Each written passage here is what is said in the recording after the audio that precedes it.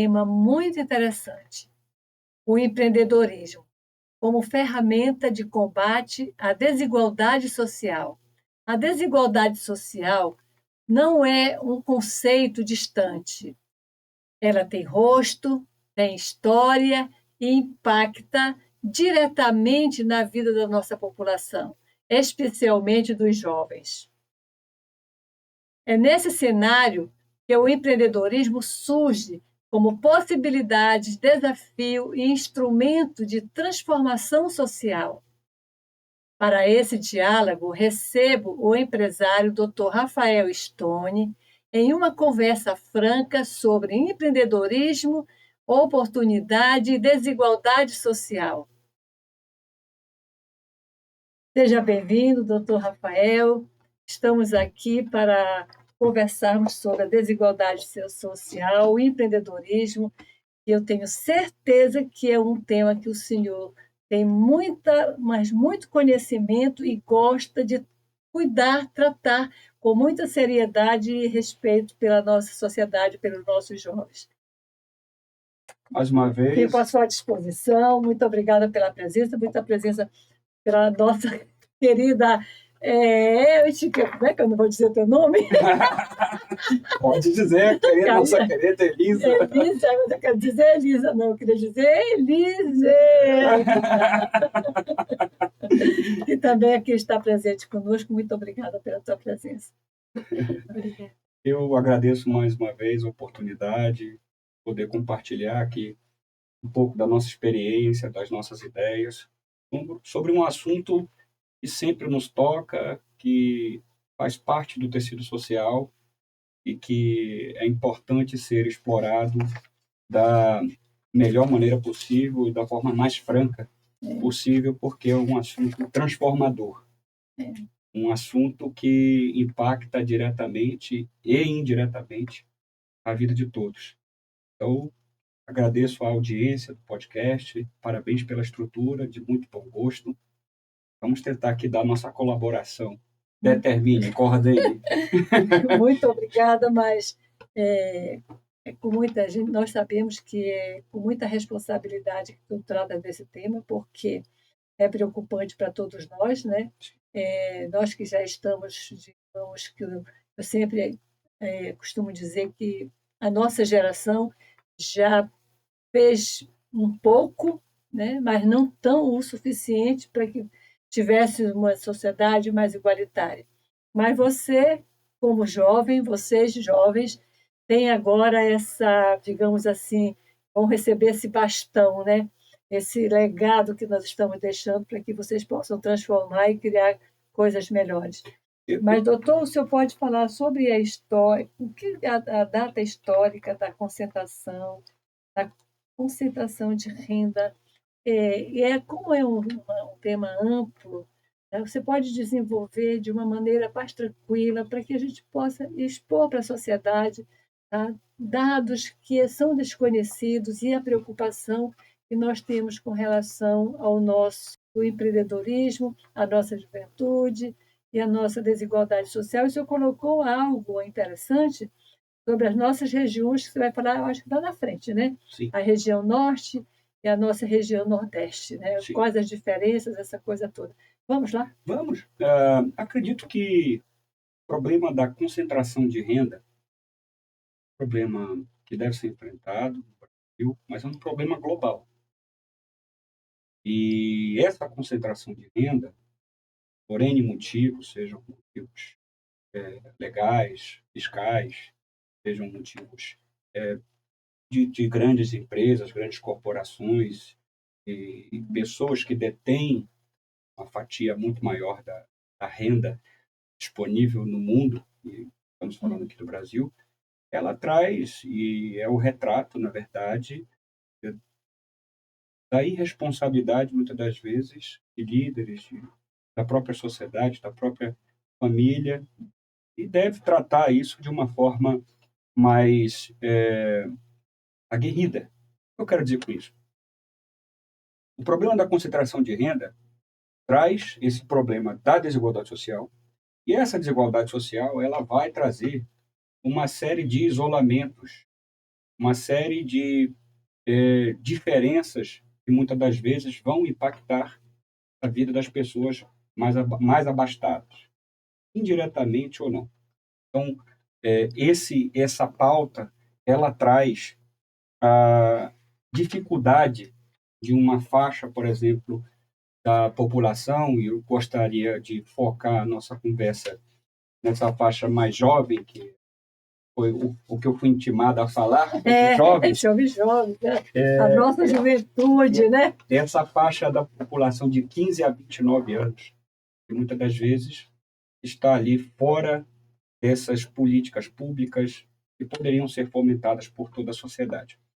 E, muitas das vezes, esse impacto traz ali dificuldades muito agressivas para que um jovem comece, estou falando aqui desse público de 15 a 29, comece um empreendimento, comece a ousar empreender. E dentro desse arcabouço todo de problemas, nós temos um país, agora vamos falar do Brasil, é que nós não estamos falando de governo A, B ou C, isso é uma coisa histórica. Nós estamos falando de um país que é extremamente burocrático para se empreender. Nós estamos falando de um país que é extremamente complexo no que tange ao regime tributário, legislações, dentre outras coisas. E isso traz uma série de dificuldades para esse público mais jovem que quer, obviamente, empreender, que quer iniciar um pequeno negócio. E com esse número de dificuldades, vamos dizer assim, agravadas pela desigualdade social, traz ali um desafio enorme, não só para esse público, como para a sociedade como um todo. Que legado nós vamos deixar? O que nós vamos qual o caminho que a próxima geração vai ter que assumir, né, o bastão que vai ter que assumir do que os empreendedores, os líderes, as famílias deixaram para essa próxima geração. Então, são dados que nós vamos abordar aqui que chamam a atenção, porque isso vai impactar diretamente as nossas vidas nos próximos anos. Muito bem. E qual seria o caminho, doutor? Olha, eu acredito que o primeiro passo para enfrentar uma pauta dessa tão importante é diagnosticar o problema como um todo. E fazendo uma analogia, uma eventual doença no corpo humano, você tem que diagnosticar adequadamente para saber como tratar. Então, ao analisar, por exemplo, esse público mais jovem, nós temos ali um grande número deles empreendem por improviso e por necessidade. Então, é aquele público que abre um negócio numa informalidade improvisada. Então, hoje, muitos desses pequenos negócios, a maioria, e aí trazendo um dado, salvo o melhor juízo do IPEA, 40% desse público que empreende dessa faixa etária, mais de 40%, estão na informalidade. E essa informalidade ela traz uma série de fatores, até um impacto na própria previdência social. Então, voltando ao gancho qual seria o caminho, o diagnóstico desse problema ele é importante, e ao diagnosticar esse problema, nós vemos a dificuldade para acesso a ferramentas, a crédito, a especialização que esse grupo todo enfrenta para poder sobreviver muitas das vezes. Se analisarmos com muita cautela os números, mais de 70% das vagas de emprego do país são oriundas de pequenas e médias empresas. É o rapaz que tomou coragem e abriu ali uma barbearia, um pequeno negócio, uma padaria, uma lanchonete, e ele tenta ter um sustento, algo melhor para a sua vida, e querendo ou não, aquele micro-organismo acaba gerando algumas vagas de emprego. Então, essas pessoas enfrentam muita dificuldade no sentido de ter acesso a crédito e garantias que, eventualmente, uma outra empresa de médio ou grande porte teria. O fomento, e aí nós podemos falar de políticas públicas, fomento a esse tipo de iniciativa vai trazer impactos positivos para a sociedade. E eu gosto de falar, eu sempre, toda vez que eu sou entrevistado, ou quando tocamos sobre esse assunto, que o empreendedorismo é o maior programa social que se pode ter num país, porque ele traz a oportunidade das pessoas terem a dignidade de ter o seu sustento e, além disso, gerar emprego e renda, independente do tamanho ou do segmento em que ela empreende, né, no pequeno negócio dela ou algo do gênero, mas é o maior programa social porque dá essa dignidade e faz com que as pessoas, obviamente, tenham um pouco mais de esperança frente aos números que nós temos, que são números muito preocupantes no Brasil. São assustadores, né? A dificuldade do empreendedorismo, nós temos a questão do acesso, né? A questão econômica também, financeira, Sim. quando você começa a investir, e temos ainda a questão da gestão. Como é que nós podemos ter um empreendedor se ele não consegue entender sobre gestão? Porque a gestão é tudo para que você possa desenvolver o seu trabalho, não só na gestão pública, como na privada também. Sim. E a escolaridade alcança, tem esse amparo para as pessoas que ela querem desenvolver o seu empreendedorismo, o seu comércio, sua grande empresa, há a possibilidade de se saber como que eles vão desenvolver isso aí, se eles não tiverem o conhecimento suficiente de como administrar e como ter realmente esse tipo de gestão de negócios. Eu acredito, e é uma das pautas, eu acompanhando a senhora pelas redes sociais, uma das pautas que eu vejo que a senhora defende muito é a educação também é um ato de transformação, é um agente transformador desse nosso organismo que chamamos de país. Então, não é possível hoje, e aí nós não queremos aqui generalizar, que um empreendedor que recebeu estudo, se especializou, fez ensino superior, enfim, recebeu toda a bagagem de conhecimento, esteja em desvantagem um outro que improvisa para sobreviver. Ele sempre vai estar em vantagem, pelo menos em nível de conhecimento.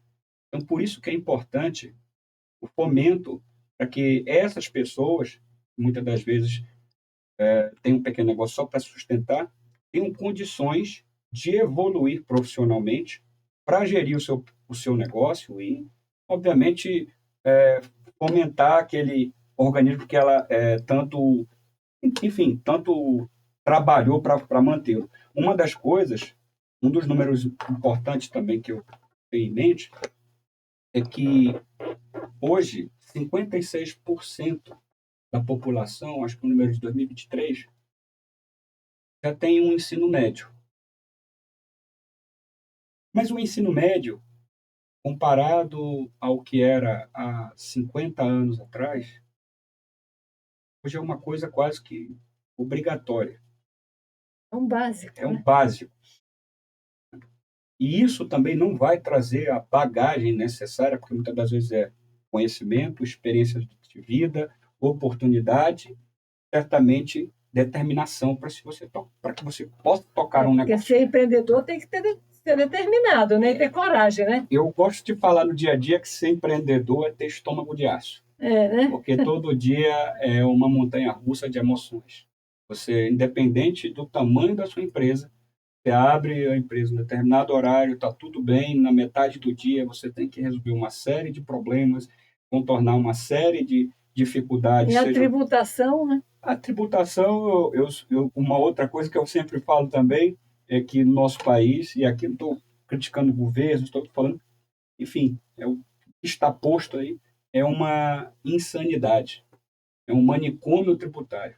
Todo dia é uma novidade, isso é histórico, não é de hoje. A carga tributária do Brasil é uma das mais pesadas do mundo e parece-me que muitas das vezes, e gosto de ser responsável e falar que isso não é uma questão de crítica a governo X ou Y, isso é histórico, parece que muitas das vezes o Brasil se esforça para dificultar o empreendedorismo, uma série de burocracias. É o empreendedorismo e o pequeno empreendedor, ele é quem aquece a nossa economia. Muitas das vezes é aquele pequeno negócio no interior de um determinado estado que movimenta tudo, toda aquela economia. E que as pessoas precisam de oportunidade, e essas oportunidades nós podemos tangenciar, por exemplo, no ramo da educação, com a disponibilização de cursos profissionalizantes, cursos de gestão, como, obviamente, contratar, demitir, processo admissional, demissional. E muitas das vezes temos ali um grupo de pessoas que improvisa no dia a dia e seja o que Deus quiser. Uhum. Né? E não pode ser assim. É óbvio, né? Isso vai do talento também de cada um, da necessidade de se buscar conhecimento, mas eu acredito que dá para conciliar não só iniciativas privadas, a própria iniciativa do poder público e da sociedade, cobrando os líderes, para que, obviamente, tenhamos ali um cenário mais propício para colocar essa massa de pessoas no mercado de trabalho. Esse é um ponto também que é importante, que hoje nós temos visto tecnologias que podem tomar vagas de emprego. Hoje nós temos softwares, nós temos automação e muitas das vezes podem gerar uma migração de uma massa de trabalhadores para outro segmento ou até mesmo uma demissão em massa. E o que a sociedade vai fazer com essas pessoas?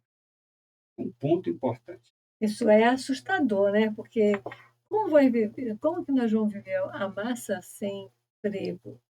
Porque é muito um número crescente, né, e grande de pessoas que, se a tecnologia avança tanto e não vai alcançar, atingir todas as pessoas que trabalham e deixam de trabalhar, porque hoje tem gente que já não está mais trabalhando, Não né? está mais Tem trabalhando. nos bancos, né, em algumas empresas, eu fiquei sabendo que não temos mais emprego para as pessoas. De repente você chega, olha, hoje você foi substituído, porque não precisamos mais dos seus serviços. Pegando alguns exemplos, hoje um software faz trabalhos administrativos. Muitas das vezes, há 15, 20 anos atrás, você precisaria de 30, 40, 50 pessoas para fazer o que o software faz hoje. É porque nós estamos falando de empreendedorismo e eu fico preocupada.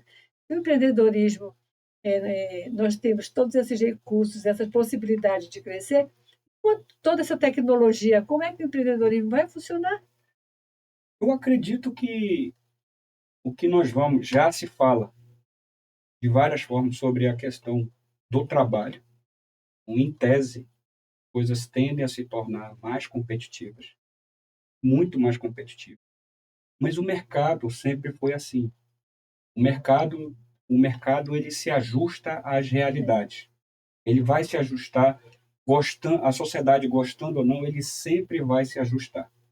Então hoje já se fala que daqui a 20 anos muitos serviços que hoje são corriqueiros serão substituídos por robôs, por inteligência artificial, dentre outras coisas.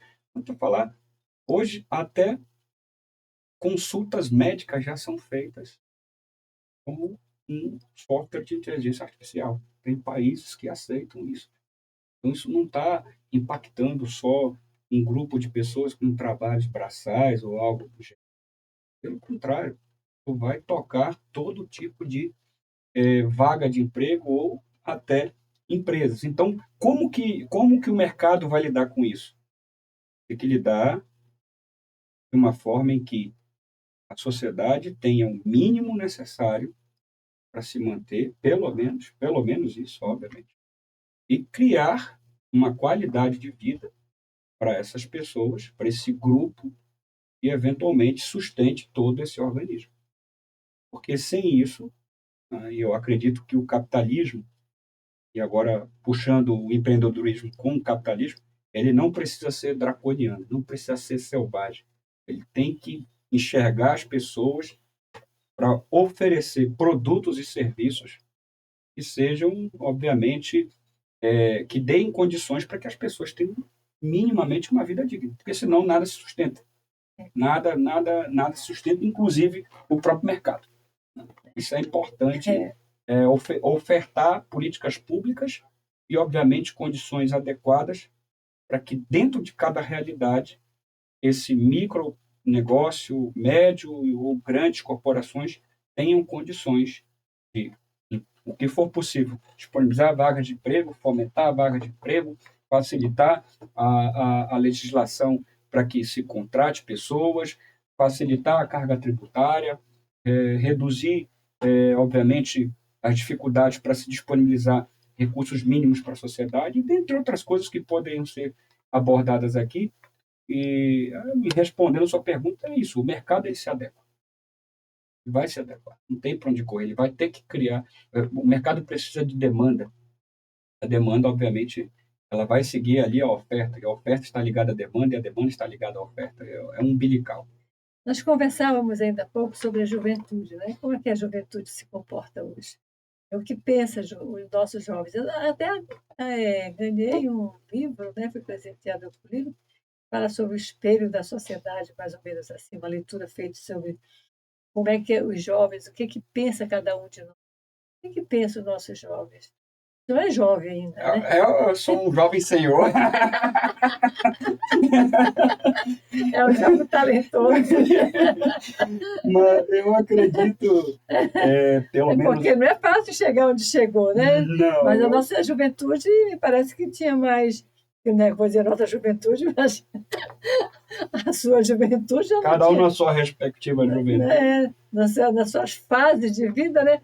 Não tínhamos, assim, digamos, tantas exigências, tantos questionamentos como nós temos hoje. E as nossas expectativas pareciam que estavam mais próximas.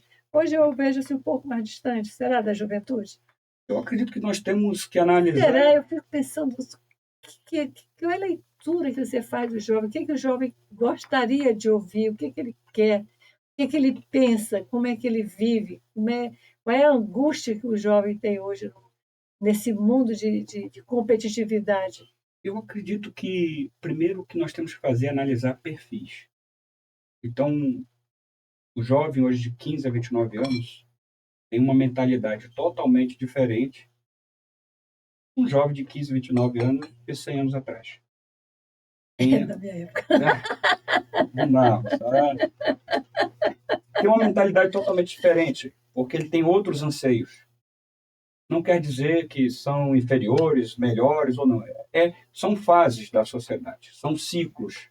Então, um perfil, e eu não estou falando aqui de muitos anos, perfil de antigamente, ou de um tempo atrás, era que o jovem ele queria construir família,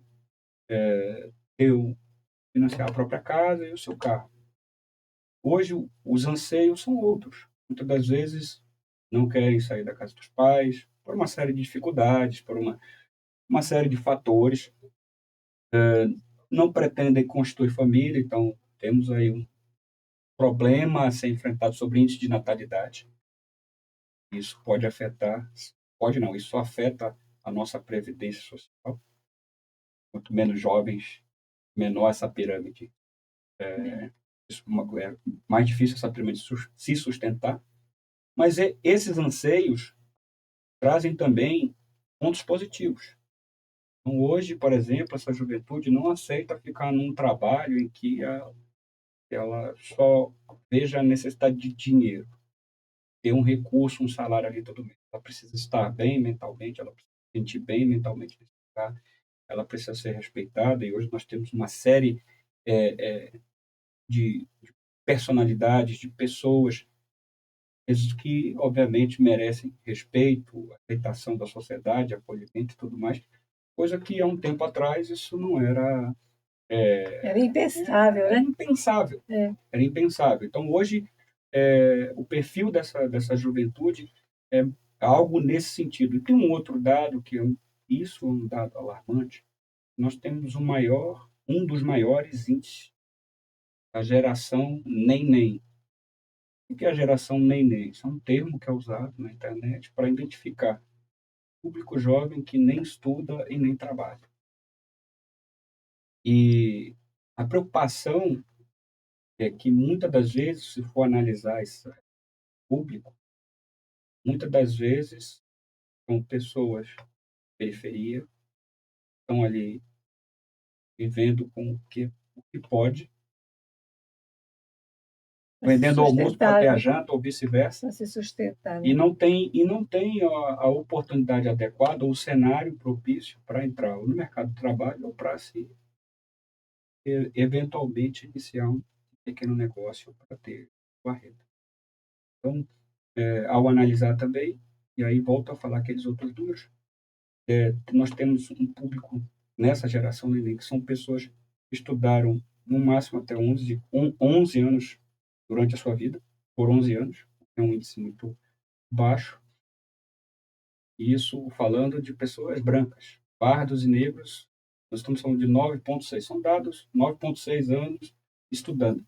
Não são dados que são alarmantes, porque isso vai impactar amanhã na profissionalização, como essa pessoa vai entrar no mercado de trabalho. Então, é um perfil que merece atenção, e merece atenção não só da sociedade, como do poder público. Então, o pensamento da juventude é que ela quer receber, sim, o bastão para seguir, mas com novas visões melhoradas, outras não compatíveis com outras gerações. Isso é normal, São os porque conflitos, são os né? conflitos. Os Eu conflitos de gerações, imagino, né? eu imagino que essa turma pensa hoje dessa forma. Ela está sim disposta, mas eu acredito que a sociedade você tem uma responsabilidade muito grande para fazer essa transição, dizendo aqui o caminho, trilhe o seu caminho agora. Mas isso requer um esforço conjunto. É porque nós entregamos para o jovem uma responsabilidade muito grande, porque você vai tomar conta, você vai vai receber um país, né, da nossa dimensão. Nosso país é um país ele é diferente, né? Ele é grande, ele tem uma extensão maravilhosa, uma Diversidade. diversidade muito grande. Cada estado é um estado e temos aqui portugueses, árabes, né? Uma Alemão, uma miscigenação miscigenação muito grande. Essa juventude, me parece que, por conta disso, temos as nossas diferenças. Eu penso de um jeito, você pensa de outro, e há, de certa forma, esse conflito. Mas o jovem, de qualquer forma, com todas essas peculiaridades, ele ainda é uma peça fundamental na nossa sociedade e que ele quer ser ouvido, uhum, ele pede para que algo seja diferente, como tratar as pessoas diferente, como cuidar das pessoas de forma diferente e como cuidar do nosso estado, do nosso território, da nossa nação ou do nosso município de forma diferente. Existem jovens, sim, né, eu penso que interessados, mas há uma parcela de jovens que eles não têm oportunidade, se não têm oportunidade, eles ficam vivendo muito numa situação muito grave, muito mal. Como adequar essa vida, esses dois tipos de pensamento de jovens, né? O jovem que tem oportunidade, que consegue desenvolver a sua atividade intelectual, e o jovem que não consegue. Isso daí é muito preocupante. Eu penso que, e inclusive as regiões, né? A região norte, a região sul, a região nordeste, tem um comportamento totalmente diferente. Nosso país é um país muito lindo, mas ele tem essa adversidade que me parece que implica também no desenvolvimento da nossa estrutura econômica. É isso? Não sei se eu estou pensando certo. Não, eu acredito que é um caminho que deve ser analisado, primeiramente, com números. Mas antes de falar de números, nós temos que ver o nosso país como um organismo só. Sim. Somos todos o Brasil, né? Somos todos, exatamente. Então, quando eu vejo uma região, por mais que não seja a minha ou algo com um índice de desenvolvimento humano com um volume absurdo de pessoas em extrema pobreza, e eu acho que aquilo não é problema meu, eu já deixei de pensar Uma como unidade, coletivo, né? como uma unidade. É um ponto. Isso se agrava quando vamos analisar os números. Hoje nós temos, no que tange ao índice, que tem um índice que faz a medição da desigualdade Sim, social. Nós temos duas regiões que é de conhecimento público, região norte e nordeste, com esses índices de desigualdade. Com destaque negativo para o estado do Acre. O estado da Federação tem um dos piores índices. Então, quando eu ignoro isso, seja como empresário, seja como político, seja como formador de opinião, mas eu ignoro porque isso não tem nada a ver com região ou com estado, eu já deixei de pensar comigo e já. Esse é um dos grandes problemas, porque esse jovem hoje está desassistido, às vezes marginalizado, ele indiretamente não é um problema meu, mas amanhã pode se tornar. E aí é por onde as pessoas entram no modo da sobrevivência, enveredam por caminhos ou da informalidade, ou aumento das taxas, dos índices de crimes. Esse é um outro ponto. Eu gosto de falar de números. A maioria dessa faixa etária de jovens, que muitas das vezes não tem essa assistência, eles estão num número triste de divulgar, mas hoje a média no Brasil de 60 jovens morrem por dia em homicídio. Seja porque estão no mundo do crime, seja porque entre outros fatores.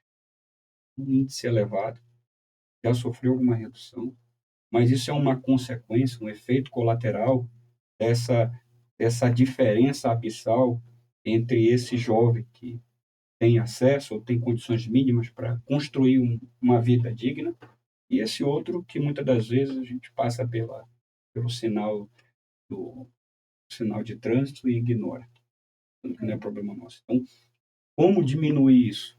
Com políticas públicas e com a inclusão desse público no debate. A inclusão dessas pessoas no debate. perfeito.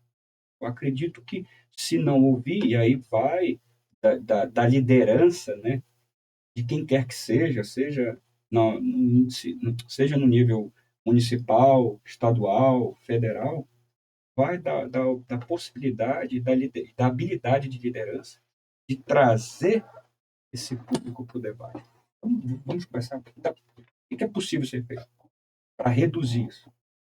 Eu, eu não gosto de eu não gosto de ver uma outra região ou um estado que está aqui ao nosso lado um índice de desenvolvimento, um índice de desigualdade social alarmante. Eu não posso achar isso normal e que isso não é problema meu. Isso é problema da sociedade. E aí, se buscarmos vários e vários argumentos, nós temos ali a participação da sociedade, a participação das lideranças políticas e a participação da família, que é a base de tudo. A família é a base, realmente, não. A família é a base de tudo, né? E essa desigualdade, doutor, o senhor falou num ponto muito interessante. A mim não interessa a outra pessoa. E isso daí chama a atenção de todos nós. Há mais de 30, 40 anos, a gente vem, pelo menos eu passei a refletir dessa maneira. Como que o filho do vizinho não me interessa se ele está ou não na escola? Como que o filho da pessoa que está trabalhando sai de casa, vai trabalhar, não tem onde deixar seus filhos na creche, na escola integral, pode trabalhar porque mudou. Nós mudamos. Hoje a mulher exerce uma função igual ao homem. Ela trabalha, ela sai de casa, ela é responsável pela casa, pelo marido, pela cozinha. pelos filhos que vão para a escola, mas ela não tem com quem deixar os seus filhos, porque ela não tem onde, com quem, não tem família para ficar, porque trabalha ela e o marido, ou então, a maioria das vezes, ou tem algumas vezes, que a mulher é só para cuidar desse menino. E nós não temos ainda o nosso sistema de creches, que é a revolução do nosso, digamos, da nossa sociedade, né? A creche onde as crianças possam ficar, e nem temos também as escolas integrais suficientes para que as crianças possam ficar lá. E eu penso que no momento em que eu não me preocupo, como o senhor se preocupa, né, com o que está acontecendo com essa massa que nós chamamos de massa intelectual que o país tem, isso gera uma desigualdade muito grande e torna a pessoa também sem saber o que fazer na sua própria vida. Haja vista que nós temos a desigualdade social entre as regiões, Sim, né? A que o senhor acabou de falar. nós temos, nós temos índices, por exemplo, na região norte, em que nós temos mais pessoas recebendo assistencialismo do que trabalhando. E muitas das vezes esse, essa rotina, por exemplo, dessa mãe solteira, muitas das vezes, que está ali improvisando, ou dessa família, o pai ali, enfim, muitas vezes improvisando, é uma rotina que é pesada e tira possibilidade dessa pessoa galgar melhores condições de vida. Ela tem que improvisar todo dia, pelo menos para ter o que comer. Então, quando nós ignoramos ou achamos que essa diferença abissal, então por isso que eu sou muitas das vezes defensor ferrenho dessas políticas públicas, por exemplo, de incentivos fiscais para desenvolver a região, de incentivos fiscais para trazer grandes empresas para gerar emprego e renda, senão aquele lugar não se desenvolve. E se não se desenvolver, não tem como as pessoas se sustentarem. E quando elas não têm como se sustentar, elas vão para o assistencialismo ou vão para o improviso. Quando não, vai para o mundo do crime. E a senhora tocou num assunto sobre creche.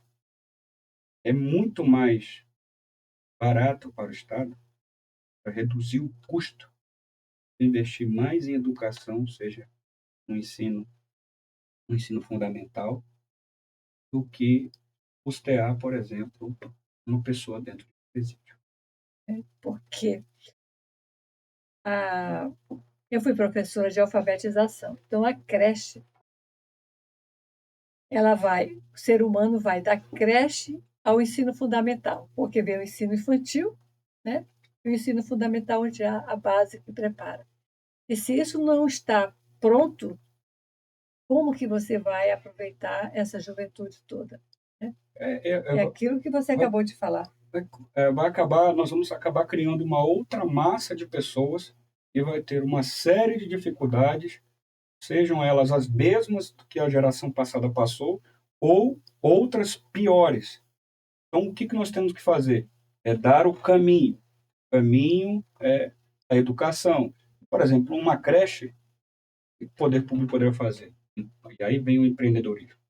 Parcerias público-privadas com creches municipais, com creches da iniciativa privada, para fomentar não só aquela pequena escola, muitas das vezes tem ali uma meia dúzia de professoras, pessoas que trabalham na organização, mas vai também trazer um impacto social, porque ao invés daquela criança estar largada, ou de qualquer jeito, em determinado lugar, ela vai estar recebendo, pelo menos ali, uma instrução mínima para começar a sua vida lá na frente. Então, o empreendedorismo, o mundo dos negócios, ele não está desligado, ele não está desconecto do bem-estar social. É tudo. Questão da dignidade humana, né? Tudo precisa ter um equilíbrio para que aquele sistema se sustente. Não é possível ter inúmeras ideias com o advento da tecnologia, com o advento a tecnologia, ela não pode ser um terrorismo psicológico para a gente. Pelo contrário, ela é a ponte para fomentar inúmeros projetos que, obviamente, vão incluir essa massa de jovens. Precisam, obviamente, eles precisam do apoio da sociedade e serem, obviamente, incluídos nesse debate. Tem que incluir essa garotada para chamar, ouvir o que eles pensam, como eles pensam, de repente até aprender com eles. Aprender com eles, né? Ai, doutor. E isso que muitos consideram que o empreendedorismo é a fonte, quer dizer, o maior recurso que você tem para minimizar a desigualdade social.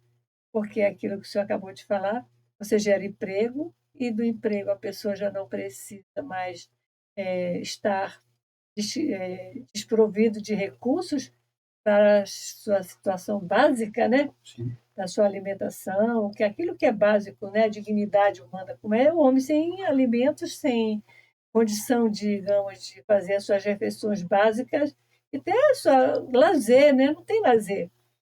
Se fôssemos olhar para o início ali da nossa Constituição, é dever da sociedade, poder público, fornecer a todos o bem-estar, e esse bem-estar social envolve atividade, alimentação, estudo, lazer. Inclusive tem lazer, isso é constitucional. É constitucional. Só que não é a realidade. Infelizmente não é a realidade. Então, o que a sociedade em si pode fazer para reduzir isso? Primeiro, analisar esses números. Já falamos vários aqui. Segundo, ter iniciativas concretas, isso realmente, para que isso realmente se torne realidade. Desigualdade, eu imagino que a desigualdade social nunca vai deixar de existir, mas ela pode ser mitigada. Exatamente. Ela pode ser mitigada. Exatamente. Ela pode ser mitigada. E um dos pontos, muitas das vezes as pessoas criticam, é o assistencialismo, com programas, Bolsa Família, dentre outros. Talvez no futuro tenhamos que conversar sobre uma renda mínima universal. E assim como nós estamos falando de diferenças das nossas regiões no nosso país, temos diferenças abissais com países, com pessoas que vivem abaixo da linha vivem na extrema miséria. Mas isso não é problema meu. Mas isso não é problema do Brasil. Nós somos um organismo só. O mundo todo, a cada dia que se passa, está cada vez uma loucura. Mas é possível. É um pouco de esperança. E essa esperança está na educação das crianças e na participação dessa juventude que vai assumir esse bastão daqui a alguns anos. Esse processo todo, né? Exatamente. Senão, não tem mais futuro. Como empreendedor, que eu sei que o senhor é, diga então para a nossa sociedade aqui, para os nossos jovens, como que você deve agir, né? Como que se pensa como empreendedor? Eu adoro, eu gosto de ser empreendedora, sabe? Você tem que passar a noite inteira pensando o que vai fazer amanhã e como resolver tudo isso. Enquanto jovem, muita gente não gostaria de estar empregado, vivendo de empresas públicas. Tem gente que gosta do empreendedorismo, ela só não tem oportunidade. Mas você pode dizer para a nossa sociedade, para os nossos jovens, né, que tem esperança, que é possível, se você consegue, cada um de nós o que falta para a gente? É foco, é determinação, é coragem, é vontade de crescer, é entusiasmo. Será que nós não temos mais entusiasmo? Acaba tudo isso, não acreditamos, ou digamos, que nós também tenhamos vontade de crescer, que teríamos dentro de cada um de nós, ou temos dentro de nós, cada um de nós, algo que que nos estimula a crescer, a viver uma vida independente, sem precisar de tanto sacrifício, mas acreditando em você, ou eu preciso acreditar em mim e preciso persistir, obviamente que estudar também, né? Mas você, né? Estudava, quer não estudar, não tem jeito. Mas você precisa crescer no empreendedorismo, cresce. É possível crescer, é preciso evoluir. Ser um empreendedor, né? nós temos uma série de dificuldades, mas não tem como desistir.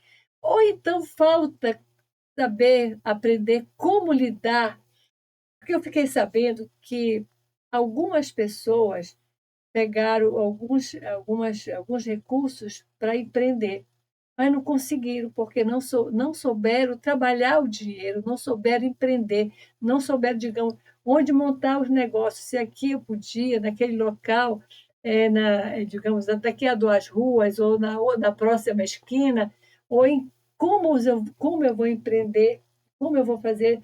Eles não tiveram essa noção e perderam tudo. Tem vários fatores. Uma pergunta densa, mas muito importante. O primeiro passo, eu imagino, e eu acho que cada cidadão pode fazer isso, independente do nível social, financeiro em que ela se encontra, é tentar identificar o seu talento. Porque nós temos uma sociedade com uma série de diferenças e múltiplos talentos, que muitas das vezes não são explorados. Então, temos pessoas que vão enveredar para a área da pesquisa, para a área de carreiras públicas, e está tudo bem. Não quer dizer que são menos corajosos ou não. É questão de talento. Eu tenho talento para determinada coisa. Então, essa massa de jovens, se uma vez se avaliando, Ela tem que se descobrir, né? Tem que se descobrir. E eles são inteligentes. São. Eles são inteligentes. Uma vez identificando que tem o talento para ser um empreendedor, aí sim, vamos falar de outros fatores que vem coragem, vem a busca de oportunidades, vem o preparo. E muitas das vezes nós temos problemas gravíssimos. A disponibilização de recursos são disponibilizados para pequenas e médias empresas, mas são mal utilizados. Tem vários programas que estão disponíveis. Por que isso está mal? Por que isso é mal utilizado? E além da falta de preparo, tem aquelas pessoas mal intencionadas que buscam recursos e utilizam de uma forma totalmente irresponsável. Agora, falando do público que precisa, que tem o talento para empreender e precisa desse recurso, é saber ter o mínimo de gestão e para ter uma gestão adequada, você tem que buscar conhecimento. Você tem que saber o mínimo, tem que saber pelo menos o feijão com arroz para você gerenciar. E eu acredito também, acredito não, eu tenho certeza porque é a minha rotina. Para empreender, tem que ter uma mente muito forte. Porque todos os dias eu levanto zerado. Zerado que eu digo de recurso, eu tenho que gerar a receita, eu tenho que gerar a renda, novos negócios, contratos, para que aquele dia feche adequadamente. Com o passar do tempo, você já tem uma média, mas só de você acordar e saber da responsabilidade que você tem que pagar a folha, tem que manter toda uma estrutura, tem que atender os seus clientes bem, você tem que ter todo um arcabouço jurídico, toda uma blindagem patrimonial, fiscal, jurídica. Não, não é algo que todos estão dispostos a aceitar. Então, aí vem o ponto coragem e vem também o ponto de equilíbrio emocional, para que você tenha condições de conduzir um negócio. Porque no mundo do empreendedorismo nós temos, além de ter a possibilidade de você ter a liberdade financeira, eu acho que quem empreende é isso, ter a liberdade financeira, você tem a possibilidade, né, também de fomentar atividades e, obviamente, negócios que vão impactar positivamente a vida das pessoas. Produtos, serviços que impactam e facilitam a nossa vida. Então, a questão mesmo é ter esse preparo, ter essa coragem e, obviamente, buscar cada dia ser melhor. E o fator, o que eu acredito que o fator desse jovem que tem talento, a coragem, buscou conhecimento, toda essa bagagem que eu já falei, ele tem um outro fator bem mais importante, mais valioso. E sim, é a palavra-chave, tem tempo. Ele está ali no começo da vida, tem a condição de construir um futuro minimamente digno para ele, seja no mundo do empreendedorismo ou em outro segmento que ele julgar melhor. Mas ele vai ter que ter o preparo para poder sustentar aquilo lá na frente, porque senão a coisa desmorona. Então, respondendo a sua abordagem, eu acredito que é isso. Uma vez detectado que tem talento, olha, é isso que eu quero, tem que se descobrir. Minha vida vai ser isso aqui. Demore o tempo que for necessário, mas quando decidir, não recue. Né? Porque quando você acerta, tudo, aí você vira um gênio do empreendedorismo, quando você prospera. É uma questão de tempo. Né? Então, talento atrelado ao esforço, à dedicação, à oportunidade e ao conhecimento é uma fórmula poderosa para a transformação social. O conhecimento, para mim, é tudo. Sem conhecimento não há liberdade, sem conhecimento não há dignidade, sem conhecimento você não se inclui na sociedade, você não é incluído na sociedade sem conhecimento, porque é, é fundamental, fundamental. Você enxerga o mundo, você vê as coisas de forma diferente e a oportunidade vai aparecer. É libertador. É Conhecimento é libertador, libertador. conhecimento é libertador, né? Eu sempre digo, o conhecimento é que te faz, eu digo que você sai, é como se você estivesse assim levitando, sabe? O conhecimento, ele te eleva, ele te permite ser independente. Até se ele não tiver emprego, um emprego tão forte, digamos, você ganhe muito, muito dinheiro, mas ele tem conhecimento, ele tem liberdade. Liberdade de pensar, né? Além da liberdade de pensar, tem um outro fator importante, que a sociedade tem que parar de vilanizar o empresário e o empreendedor. Porque a maioria, como eu já falei, são pequenos e médios empresários. E, às vezes, juntam moeda para manter o negócio aberto. Principalmente agora, com o número desses impostos que surgiram aí, o cidadão que está vendendo seu carrinho, está com o seu carrinho de pipoca, essas coisas todas, né? Isso fomenta a informalidade. Não é?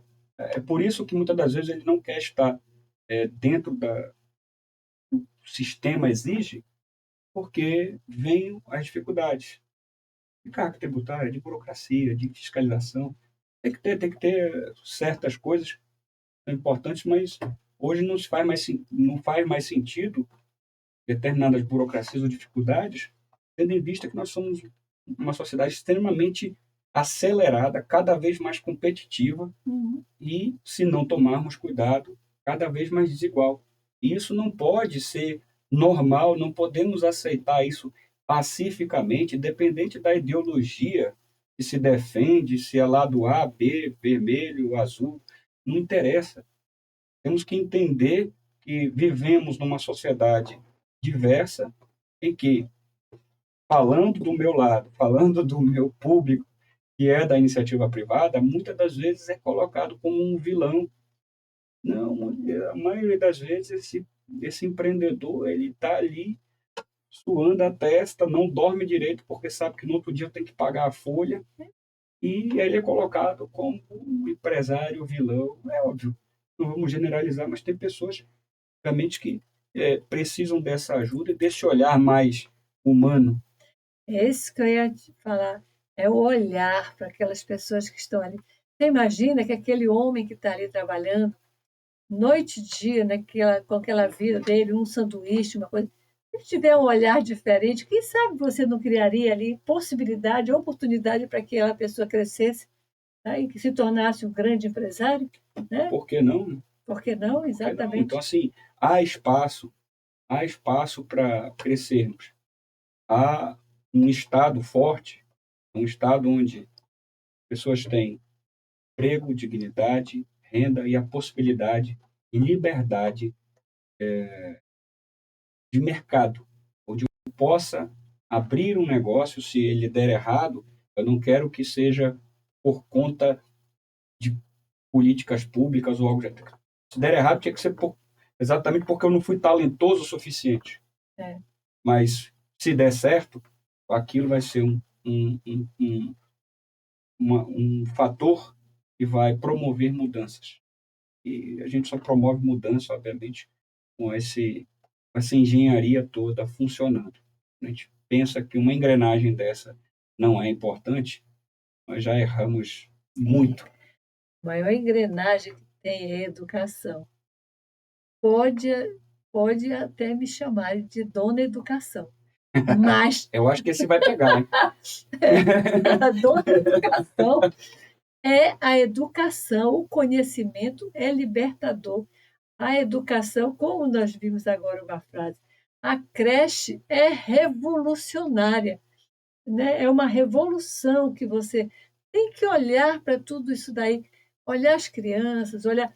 Você nasce um empreendedor naquela situação tão desigual, pode nascer, pode acontecer, mas é raro, muito raro. Ele vai ter muito mais dificuldade. Muito mais dificuldade. Pode até um ou outro consegue furar essa bolha, mas e os demais? É.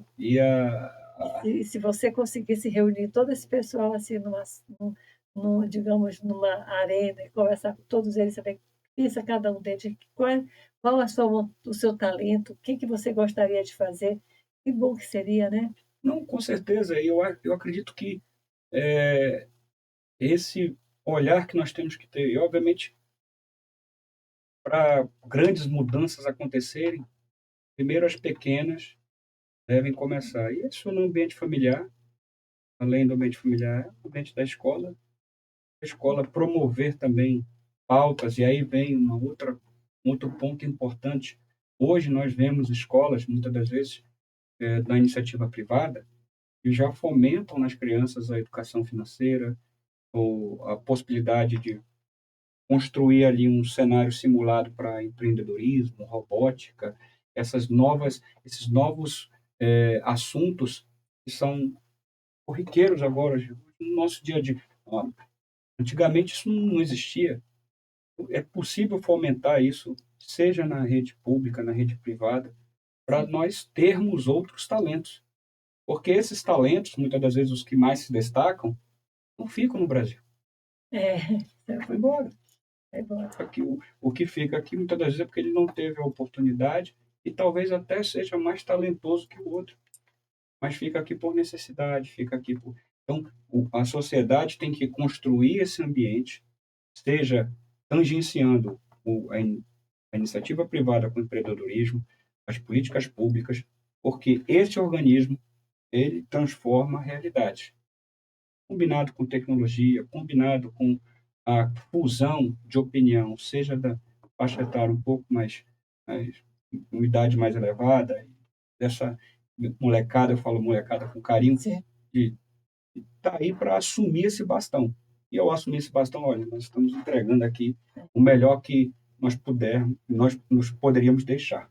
Então, Eu sou apaixonada pela juventude, pelos jovens, né? Obviamente, eu não estou desprezando aqui a minha trajetória, né?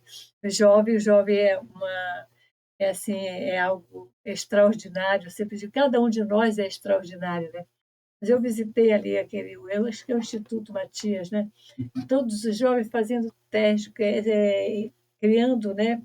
Era sobre ciências, o dia da ciência, todo mundo da tecnologia, todo mundo com seus laboratórios, com as suas invenções, coisa linda.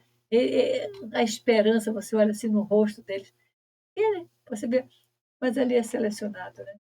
Não é para aí vem a grande diferença, né, da desigualdade social, que muitas das vezes esse outro jovem que está ali marginalizado teria, se tivesse um pouco mais de oportunidade, talvez seriam grandes empresários, grandes cientistas. Assim, nós temos que ter essa visão, esse olhar humano, como empresário, fomentar boas práticas para que funcionários, as pessoas, todos os dias eu acordo e penso assim, muitas pessoas dependem de mim. Dependem de mim, de eu proporcionar um ambiente de trabalho adequado para que ela ou continue ali naquela carreira de empresa ou galgue, empreender, ter seu próprio negócio, enfim, seguir carreira solo, mas oportunizar. Pois elas têm que ter essa visão e aí vai de toda a sociedade ter um pouco mais de parar de olhar mais para o próprio umbigo e olhar mais de uma forma macro. Me parece que a Argentina é mais coletivista. Eu deixo aqui o meu abraço, meu carinho a todos que estão nos assistindo e que irão assistir. E agradeço ao Dr. Miguel, à minha amiga Elisa, mas não é Elisa, né? Uhum. A Elisa, que aqui está. E quero te agradecer, Rafael, por estar aqui. E você fique à vontade para passar uma mensagem para a nossa juventude, para os nossos patrocinadores, né, que são, não aqui no podcast, que nós não atingimos essa meta, né, mas as pessoas, eu digo patrocinadores no sentido de pessoas que estão preocupadas em investir na nossa juventude, nas nossas crianças, nas nossas escolas. São pessoas que patrocinam isso daí, o bem-estar da sociedade. Deixa a sua mensagem e eu agradeço a Deus todos os dias por existirem pessoas como você que está aqui e que chegou até esse momento para trazer informação e uma centelha de esperança para a nossa juventude. Eu agradeço mais uma vez o espaço, a conversa franca, aberta. Muitas das vezes, ao falar sobre assuntos como esse, temos que trazer o diagnóstico. Esse diagnóstico, em certas circunstâncias, traz ali uma sensação de que não há mais jeito, mas, pelo contrário, eu acredito que o jovem é a força motriz não só do nosso país, como a força motriz do mundo, tem um potencial enorme, que tem a possibilidade de ser muito melhor do que as nossas gerações passadas já foram. E acredito que essa responsabilidade é de todos. Primeiro, das gerações passadas, de incluir essa juventude, e segundo, dessa geração mais nova, dessa juventude, assumir o seu papel que certamente a vida lhe dará, que é o bastão de conduzir tudo o que existe hoje. Esse país tem tudo para dar certo e está muitas das vezes na mão de vocês em fazer as boas escolhas, em ter ali a força, a garra para, seja seguir uma carreira pública, faculdades ou algo do gênero, como empreender. E eu gostaria de falar sobre isso. Se você tem o talento para empreender, aproveite enquanto você ainda é novo e tem toda essa disposição e garra e busque oportunidades e escolha uma pessoa para se inspirar. Seja ela desconhecida ou próxima a você, e você olha, um dia eu quero ser igual a essa pessoa e tente seguir esses passos. Porque muitas das coisas é apenas copiar os passos de quem já obteve sucesso, quem já alcançou, conseguiu transformar a sua vida, e todo mundo tem essa possibilidade. É óbvio, alguns com mais dificuldade, outros com mais facilidade, mas é possível sim deixar uma mensagem de esperança, uma mensagem de que vocês podem simplesmente ter a força transformadora de toda a sociedade e da realidade que nós temos hoje. Muito obrigada. Obrigado. Namastê.